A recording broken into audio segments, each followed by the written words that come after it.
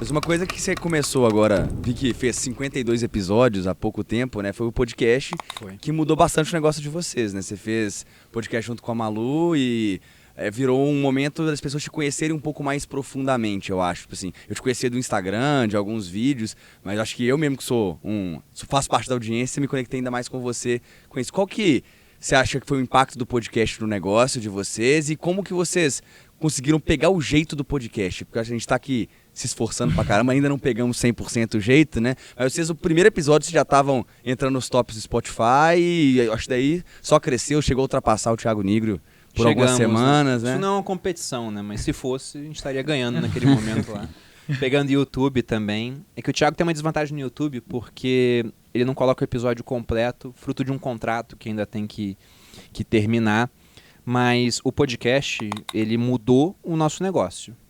Porque como você mesmo disse, né? Se uma pessoa for me assistir no Instagram e eu fizer todos os pontinhos que eu posso fazer ali de stories, ela me assiste durante meia hora. É difícil alguém te assistir no Instagram meia hora todo dia. E é difícil fazer conteúdo, né? Pro Instagram assim todo dia. No YouTube é a mesma coisa, só que no YouTube sou eu sentado em frente a uma câmera. Não tem interação com outras pessoas. E aí no podcast, de repente, a gente entrou num ambiente onde as pessoas, para assistir, elas colocam no trânsito, indo e voltando pro trabalho, e assistem o episódio completo, que dura em média umas 2 horas, onde a gente está numa conversa. E na conversa você tem a parte séria, tem a parte que não é tão séria. Então, de fato, as pessoas viram outro lado do Bruno. E o engraçado é que no começo, o podcast ele bombou muito, porque eu já tinha audiência no Instagram, tinha no YouTube, minha esposa a mesma coisa, então o pessoal foi pro podcast. Mas hoje em dia, muito mais gente vai no podcast e depois passa a se inscrever no canal do Bruno de Educação Financeira ou vai pro Instagram. E de vez em quando eu vejo comentários nos meus vídeos do canal, que é o pessoal falando, cadê aquele Bruno engraçado do podcast? Eu falo, pô, eu tô numa mesa com 4 pessoas às vezes, né? E ali eu tô em frente a uma câmera sozinho, então são diferentes versões do Bruno Perini. Mas uma coisa muito boa, que eu penso que o podcast deu pra gente, é a questão de que hoje nós temos muito mais tempo de tela na vida do nosso seguidor. Se a gente for pensar no cinema, o ator principal é sempre aquele que tem mais tempo na tela aparecendo, né? Por que o nome do filme do Batman é Batman e não Robin? É o Batman que aparece pra caramba. Quando o filme é pro Coringa aparecer pra caramba, vira o filme do Coringa. Então hoje eu acho que eu tenho um filme na vida de muita gente que eu não tinha antes. Porque pensa no cara que assiste o Flow todo dia. Olha quantas horas que ele gasta por semana pra ver o Flow. Não sei se foi o melhor exemplo possível nesse momento. Não, o Flow Mentira, ele voltou a bom.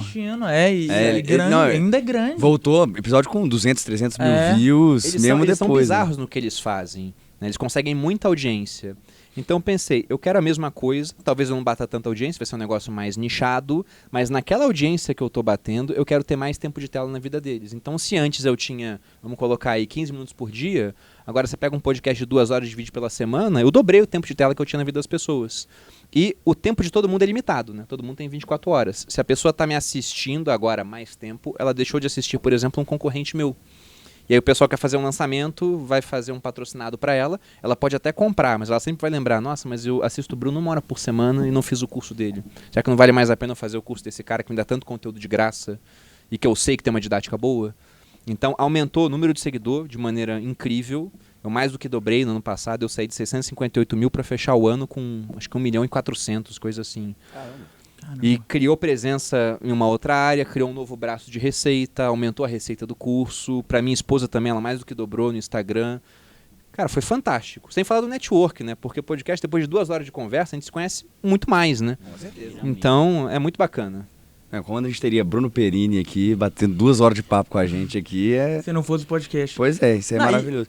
Uma das ideias do nosso podcast, inclusive, foi uma declaração da Malu, que a Malu falou que uma das metas para o ano passado de vocês era networking, que foi um negócio sensacional. E aqui, por ter um stop por trás também, várias coisas, a gente, acho que é uma grande oportunidade pra gente poder vir fazer isso aqui. Mas já tá...